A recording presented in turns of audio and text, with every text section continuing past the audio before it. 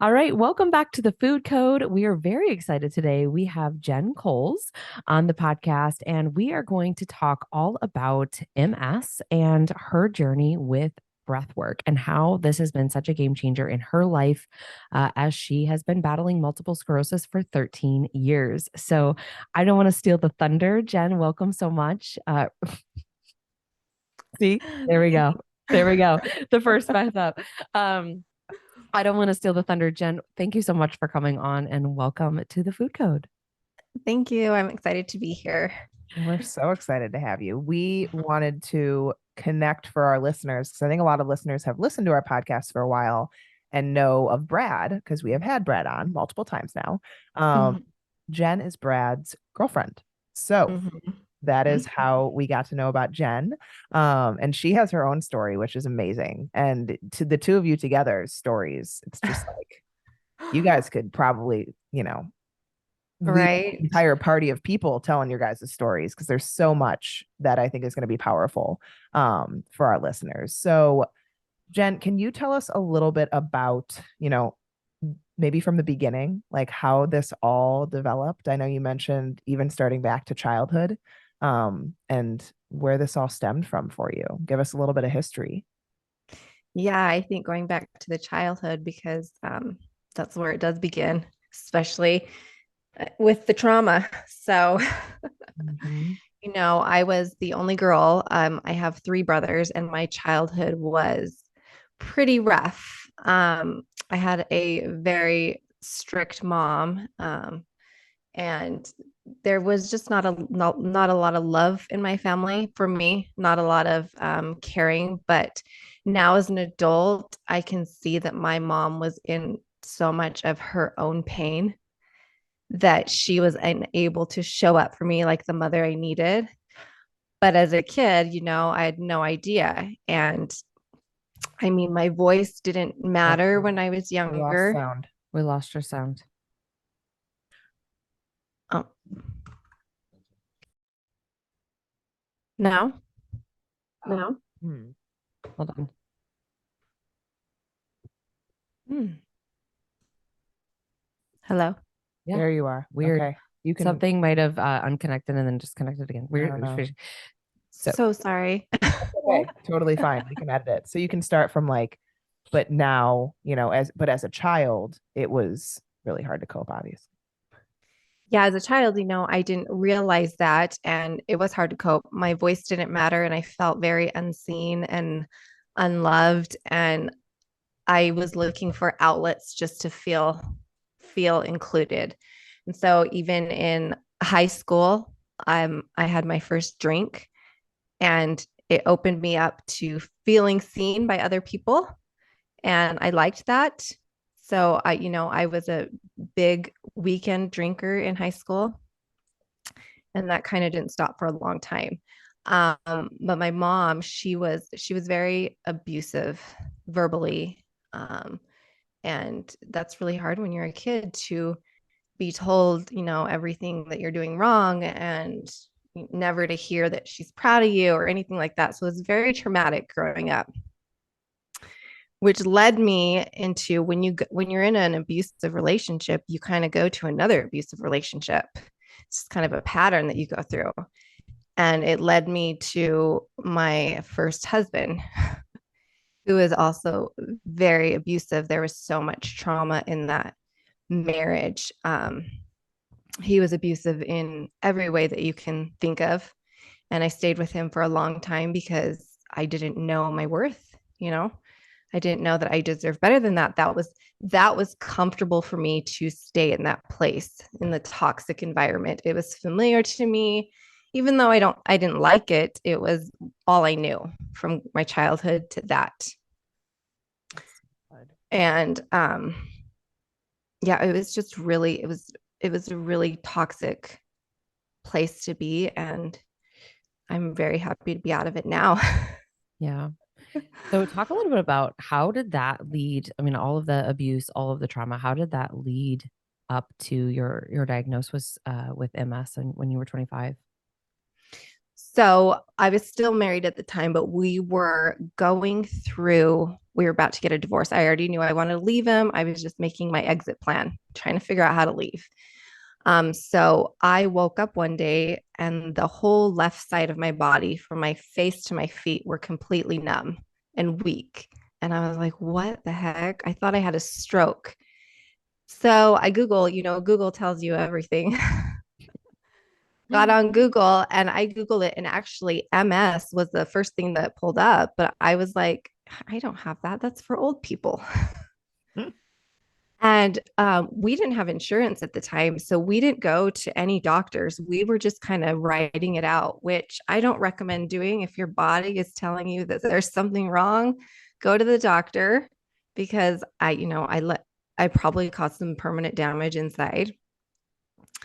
Um, so anyway, it's probably a few months before I went to the doctor, and it took a lot of tests. They did, an MRI, a spinal tap, some in-lab tests, and they came back. I'll never forget. I was at the gym when they called me and they told me that I had multiple sclerosis, and I was like, wait, what? And like, I just like broke down at the gym, and that diagnosis for me at that time, because I had no tools, was a death sentence for me. I absolutely had no idea what to do from there on out. And I lived in a victim mindset for a long time, and I was very, very sick. What kind of, other than obviously the numbness, what other symptoms were you experiencing? With my first initial attack, they call them, numbness and weakness, and I couldn't swallow really well. I had slurred speech, but I remember trying to fold my son. He was a baby, his laundry with my arm, and I couldn't even fold it. I had to like swing my arm to help fold the laundry, or I couldn't hold him in my left hand. I couldn't open the door. Like it was crazy. I was convinced I had a stroke, and the relapses after that progressively got worse and worse and worse. And during the time, there was years where I was in being a victim, not accepting my disease, drinking and partying. Um, and being around more toxic people, my disease progressed really bad. And I had several relapses where I couldn't walk. The last relapse I had was 7 years ago, and that one put me in a wheelchair.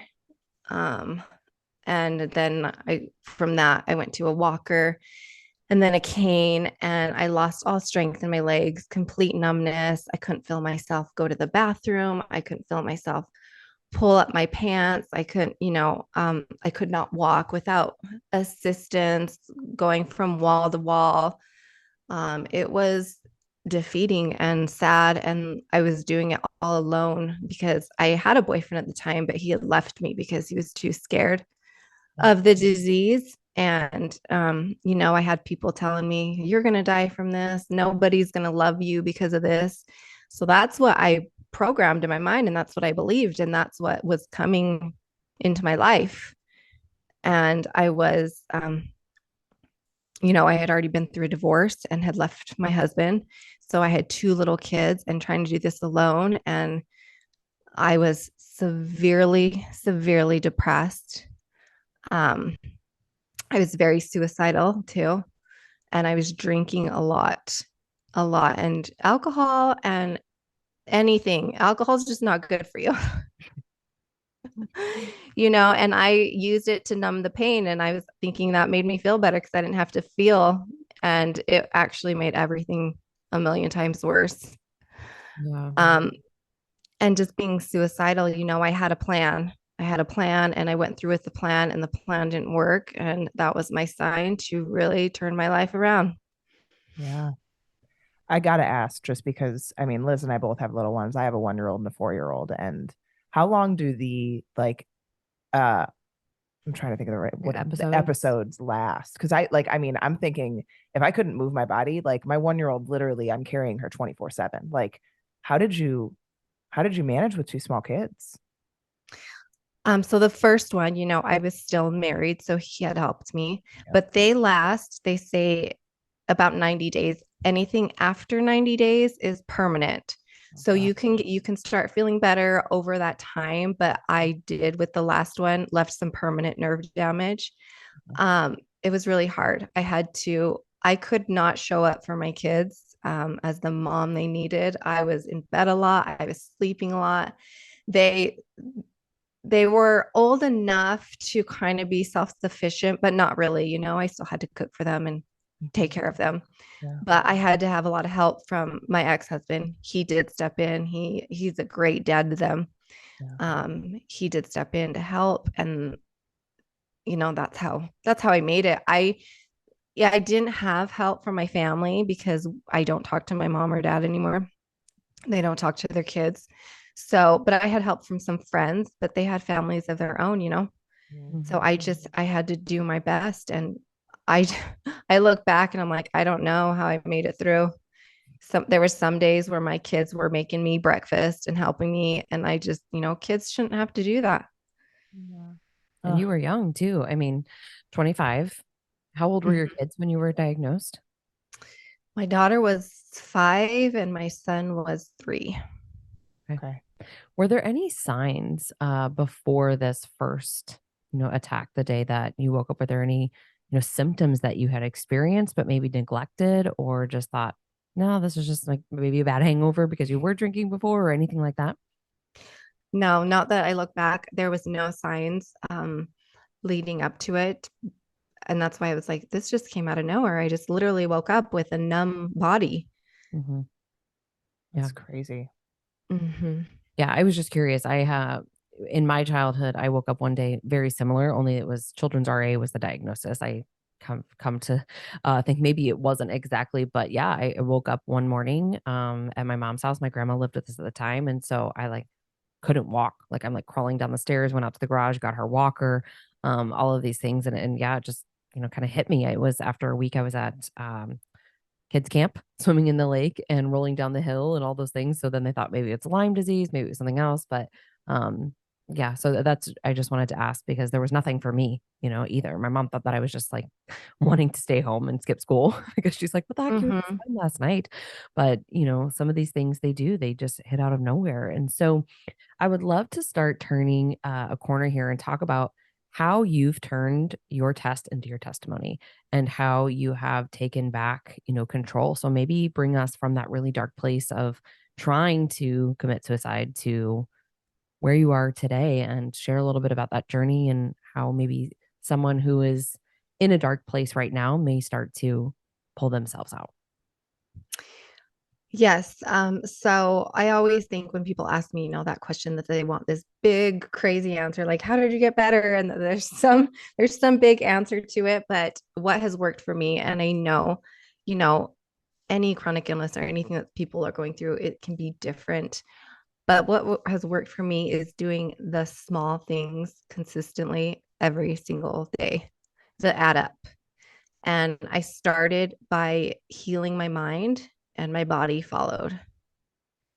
And I remember, after I had tried to follow through with that plan and it failed, I woke up the next day and I was like, okay, well, this is my sign that I still need to be here.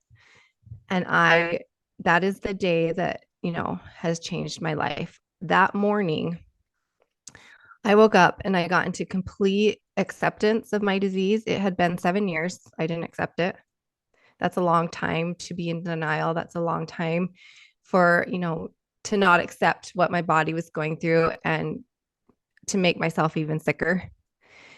I got into complete acceptance of it and complete gratitude. I remember just writing pages and pages of everything that I was grateful for, all the small things in the house, my kids, everything that I was grateful for. And it started to shift my perspective, my mind. I was like, okay, like I'm not as strong as I used to be, but I'm grateful that I can walk now. My legs are numb. I can't feel them, but I can walk a little bit. So, getting into gratitude and acceptance, I made myself goals that I can check off every day. going to the gym was one of them. I was going to the gym. I've always been an active person. So when MS took my ability to walk, it was so defeating and so tragic for me because I couldn't work out. So I made myself a goal. Okay, let's go to the gym for 20 minutes a day, a few days a week. And that's all I could do. I couldn't lift much. I couldn't do much at all, but I tried and it was really hard. And I was really embarrassed because I would have to like lean against the machines just to get around the gym and go from each one. And people were probably wondering what was wrong with me. But I made those small goals. And when I achieved those goals, it was slow. I made the goals a little bigger, like, okay, 3 days a week, a half hour, 45 minutes. Um, and getting stronger in the gym helped my body to get stronger. And so that was really important for me because I wanted to use my legs again like they were supposed to. That's amazing. So I I think it's just such a testament, honestly. Sorry, like no, how you're okay. much the mind can impact the body. And I think that Yes. there's so many people out there that, well, what supplement do I take? What diet do I follow? Like, tell me what to do to change, my body. And it's like you have a ton of trauma emotionally. Like you're mean to yourself, you're negative, and like they're like, no, but I need to do these things to feel better so that I can love myself more. And it's like, no, you need to start with loving yourself more. Like you need to start with accepting whatever's going on or face whatever's going on or work on changing the mindset because it all stems from there. And I think what you went through, like, yeah, I'm sure, the alcohol played a small role maybe, but like the toxicity of your emotional state seems like it was kind of the big driver, you know? Mm-hmm. Oh, I truly believe that your environment and what you have around you, and that's why my toxic childhood, my toxic marriage, I truly believe you store it all into your body, especially when you don't process that it creates disease and it creates chaos in your system. And I truly believe that's why I was so sick. And that's why I was like, okay, I knew I had to work on my mind. And my mom was my biggest or she was everything I didn't want to be because she wasn't someone that did self-help or work on her mind. And so I was like, I need to be the complete opposite of what she is. And I started doing these things. So I wasn't taught any of these little things in my childhood or ever.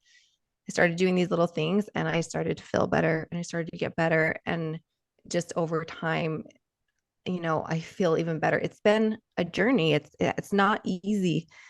Healing is very messy and it's hard. And I think that's why a lot of people avoid it because it's full of tears and it's just not pretty. Feelings, right? We talked to a lot of people like, when was the last time that you allowed yourself to feel? And I think that as you mentioned, with the alcohol, you were using that to numb the fact that we now have, this diagnosis or this disease or, numb the pain, but also the emotional pain. And I think, again, taking you back to high school when you started that, a lot of that would correlate to the emotional pain. And I think just so many people are afraid to feel and allow themselves to be real in terms of tears, right? Even like, when was the last time that you cried or let yourself cry? Like, let yourself actually feel. To me, crying is okay. I cry all the time. So don't worry. I might cry in this podcast. Who knows? My husband makes fun of me because he's like, why are you crying? I'm not really sure why I'm crying. I'm just crying because I'm feeling an emotion right now. And so I think it's important, for everybody who's listening to understand that, as you go through a healing journey, it's going to be messy. It's going to look a lot different for everybody because I think people heal in different ways. And so you chose to set these small goals, go to the gym, challenge your body, even though you were dealing with, weaknesses. And that's just a testament to how strong, you were mentally. And so what are some of the other things I would be curious to know, more about this journey in terms of, yeah, I started removing toxic relationships. I ended certain relationships. I drew boundaries. Maybe you changed your diet or worked with, somebody to help you understand inflammation and how food might be a driver to, exacerbating symptoms. So let's dive in a little bit there with all of the other things besides the gym. No, yes, totally. I did, and toxic relationships. I've had to cut off a lot of relationships and it got very lonely. But so I did that. I went to therapy. Therapy helped me in so many ways. I love therapy. I recommend it to everybody. I think we all could use therapy. They just help you see things differently and you're like, "Oh, okay." Um and then diet was huge. Diet was huge. Um especially foods, learning foods that don't cause inflammation in your system, completely switching up my diet, not eating processed foods and going to McDonald's all the time like I used to in high school. Diet is so huge and it plays such a big part in my healing. And I know for so many diseases out there, if you can tweak your diet, how much better you can feel just from that.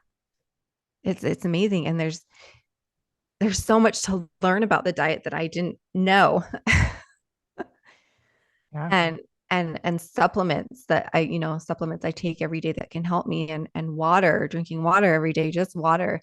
And I don't eat sugar. I think sugar can be a trigger for stuff like that. And I'm just not a sugar fan. I'm actually very grateful for that because I know a lot of people do struggle with that, but I never have. Like Brad's like, why don't you like donuts? I'm like, I'm not sure. I just really don't. I love But that. I'm grateful I don't. Loves donuts. He does love donuts. He really just thinks there's something wrong because I don't like donuts. Well, it's probably a good thing and probably has made the journey easier for you because we know, I mean, sugar is one of the top inflammatory foods. And of course, we could get in the conversation of moderation and, all of those things. But for some individuals, especially when we're dealing with a chronic illness, it exacerbates a lot of things. And so the question becomes, is this worth it? I think anybody in your shoes or a similar situation is going to say no, right? Like, I want to feel good. It's more important for me to be able to go to the gym and walk and do the things that make me feel good. What would you say are some of the biggest tips you would give to someone who's in that situation right now, but maybe mentally struggling? Because diet is hard. I think for many people, we're surrounded by so many things, whether it's the candy bowl at work, their spouse bringing things into the house, they're busy, it's convenience, it's the grocery store and all of the things at the checkout line, right? What would you say to that person who's struggling and feels like I have to be perfect, or if I'm not, I'm just going to, enjoy and get back to my anti-inflammatory protocol here, if you will, on Monday? Well, first I'll say that I'm not perfect and still I will enjoy something that is not the best for me, but I can feel it. Like red meat, not good for me. It's not, but every now and then do have a steak. When I'm eating something that I shouldn't be, my body immediately tells me whether I like it or not. So it is going back to, is this worth it or not? And it's a lot of trial and error and figuring out what works for your body and what doesn't. And there are foods that I do eat that can make me more fatigue is such a big part of MS. It's probably my only symptom now. It's my main complaint. I complain about it all the time. And I know if I'm not eating the best, because I'm not perfect at it still, I do want to enjoy my occasional, candy every now and then. I do. So, but I know that it does affect my symptoms. So it's just going back to what is worth it, figuring out what works for your body, and just making yourself a plan and sticking to it. I think sometimes too, just breaking it down into like smaller and smaller pieces, because the whole concept of like just make a plan and stick to it can be, people think like, oh, well, then I have to do this forever. And it's like, no, just like the choice you have right now, what like that candy that's in front of you right now, you really need it. Like just focus on that one choice and then just keep making those choices. And like you said, healing's messy. Like it is never linear for people. And so understanding that, you might have some relapses or like you might have some points where you're like, I feel like I took a step back there, but always just continuing that next decision, that next choice that's in front of you, they can make to help you feel better. And really evaluating like, is this worth it? And unfortunately, I think a lot of people are just too comfortable in that toxic place. It's what they know. And like you mentioned, especially people that deal with stuff from childhood, I feel so bad for people that go through really hard childhoods because kids don't know how to cope. It's something that they shouldn't have to. They shouldn't have to know how to do those things. And a lot of them internalize it. They find, as children, I think sometimes they find ways to cope with things, whether it's like fidgeting or, different mechanisms, mannerisms, stuff like that. But it usually always comes out in adulthood, in different ways. Mhm. And it's just, I feel so bad for kids that go through things, and it sounds like you've completely changed things to want to be a different mom. And that's amazing, for your kids. And they've been with you through really hard things. And I'm sure it's brought you all ultimately closer, by working through all of this together. So can you talk a little bit about breath work and how that was a part of your journey? Yes. So, on my journey, therapy, meditation, all that fun stuff, I found breath work. And that has truly changed my life to the point where I was like, okay, I've got to learn how to do this so that I can help other people. It's amazing. And the first time I did like a deep meditative breathwork session, it was only 7 minutes and I was bawling. And I was like, what is happening? Like, because I wasn't feeling and I wasn't allowing myself to feel. And, when I was a kid, every time I'd cry, they would say, stop crying, stop crying. So I didn't feel. And I'm just doing this breathing and I'm crying. And I'm like, what? And all this stuff started coming up for me. And I was like, this is wild. And it was only 7 minutes. And I went to the gym and I had such a good workout and I had so much energy and I slept so good that night. I was like, wow, I did this myself. This is crazy. The breath can do this.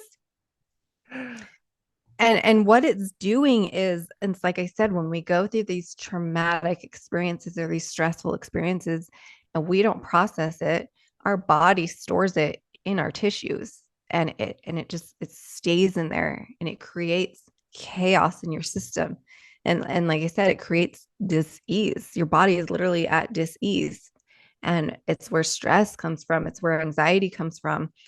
And and when we're breathing in these deep breath patterns for long periods of time, it moves that energy, it moves it in your system and it clears it out.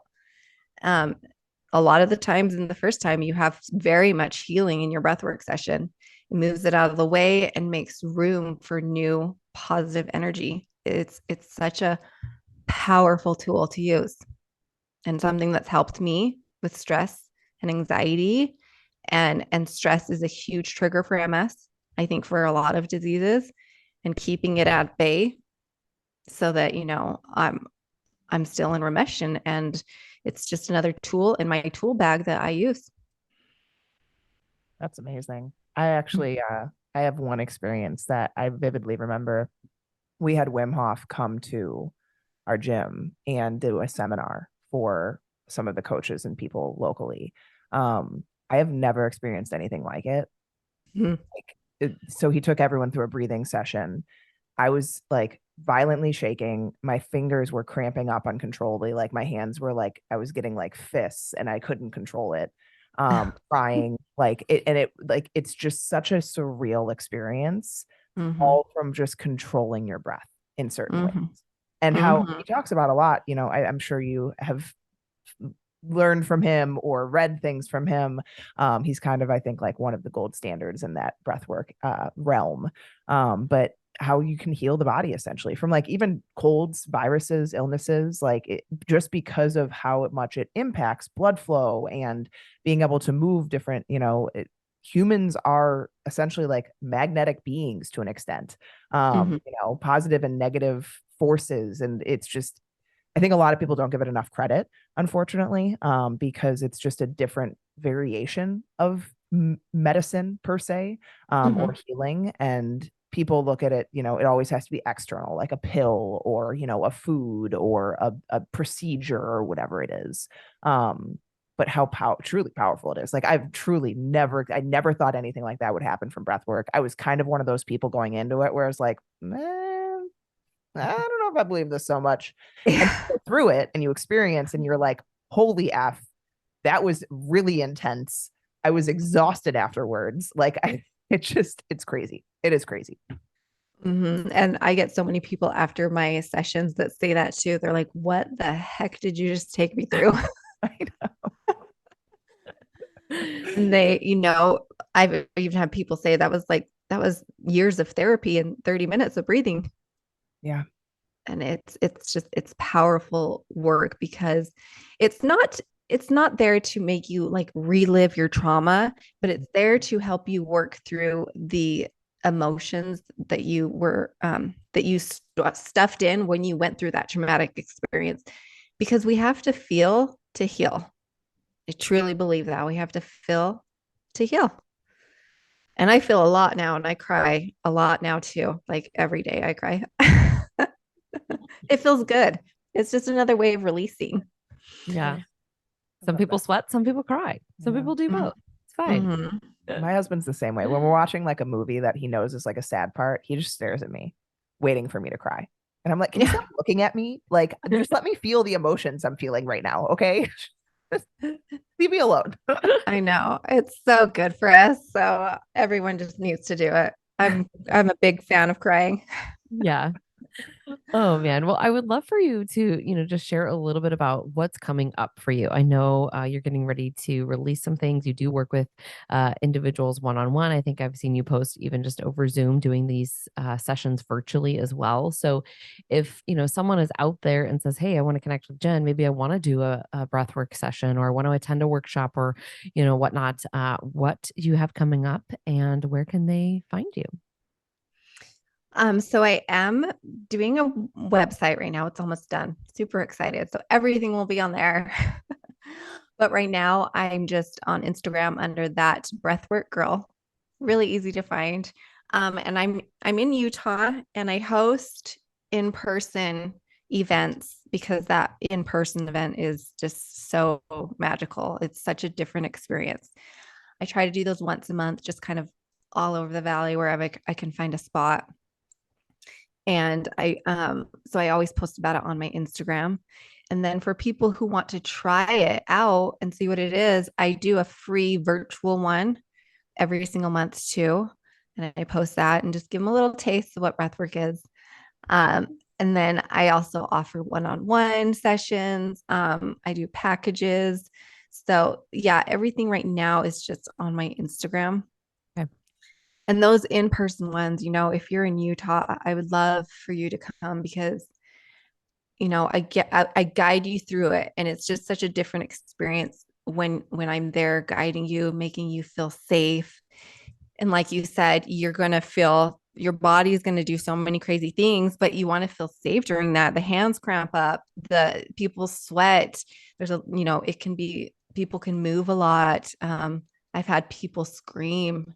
Crying is huge. I get a lot of criers, and it's so healing. It's just, I create such a safe place when you're there with a bunch of strangers. You're all getting vulnerable, you're all crying together, and then after you're all hugging. I just love watching it. And I love being able to, guide you and help you through that. It's so powerful.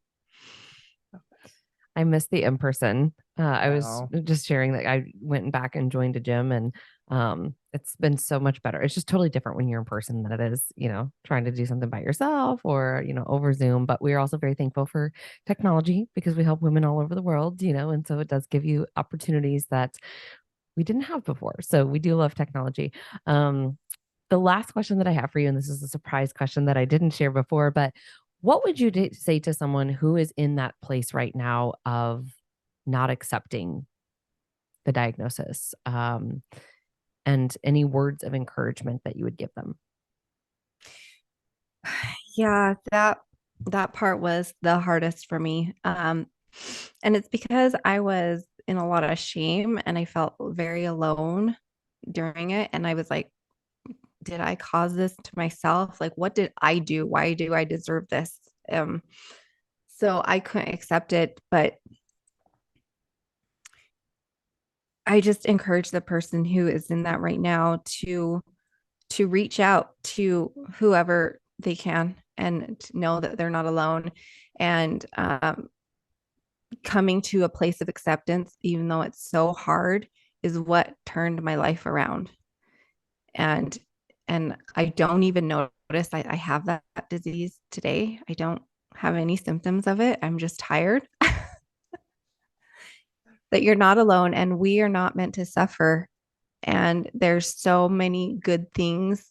There's so much gratitude in everybody's life. And I don't think, and when we go through things like that, we don't focus on the gratitude anymore. We just focus on the negative because it's so much easier to do that.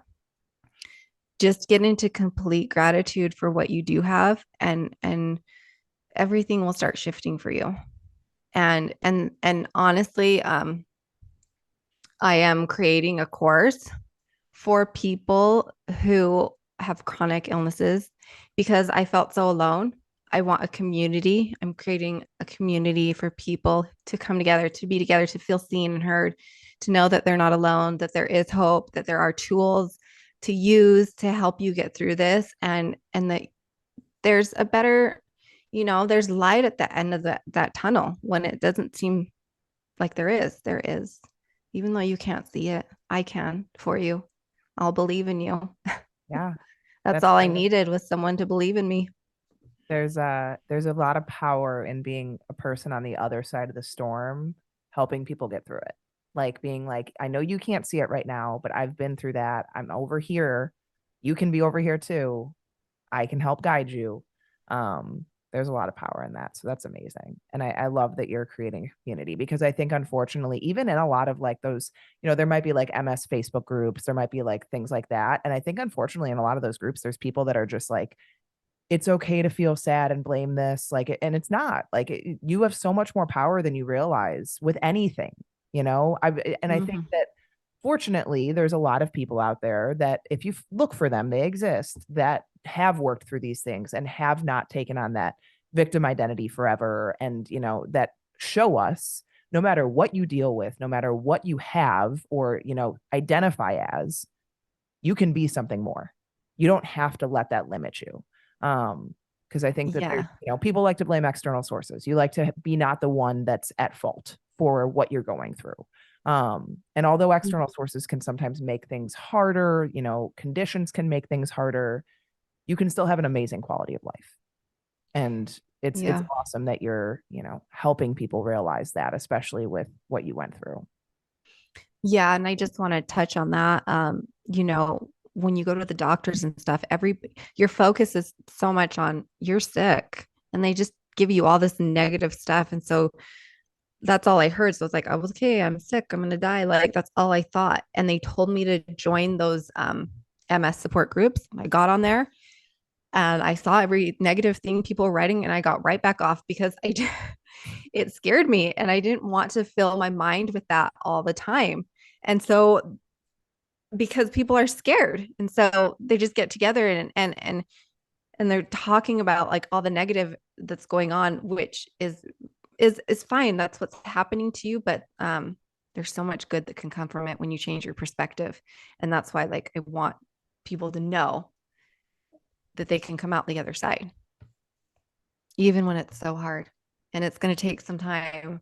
It took me a long time, and there's still days I have hard days still, but it's not around MS anymore. And I think that's amazing. I changed my story, and I didn't let my disease define who I was. And for a long time it did. I was the girl with, I was the girl with MS, the sick girl with MS. People felt bad for me. And I was like, I don't like this. This doesn't feel good anymore. I want to be the girl who overcame it. So that's what I want other people to know, that there's hope. Yeah. It doesn't have to be that way. I think like you mentioned earlier, it's fine for people to come. I think there is a grieving process with any diagnosis. Mm-hmm. This is now a part of you. And there's definitely a grieving process. And I think for families, there's certain grieving processes that take place too.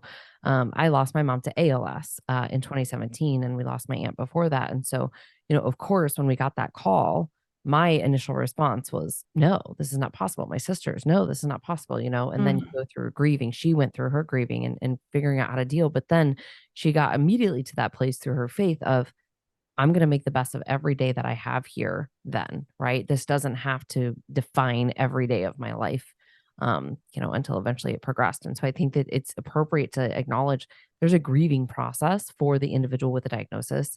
But at the same time, there's so much that you can do with your mind, and things that you can instill maybe in your life that you're not currently instilling, going to the gym, eating good quality food, right? To lessen the symptoms, and, help give your body the support essentially that it needs. So we recognize that there is grief and there is pain, but as you mentioned, there's a path forward and there's healing. So thank you so much for coming on. I think this will resonate with a lot of our listeners. And we know some listeners who have MS, who have families impacted by MS. So we would encourage all of you to connect with her on Instagram.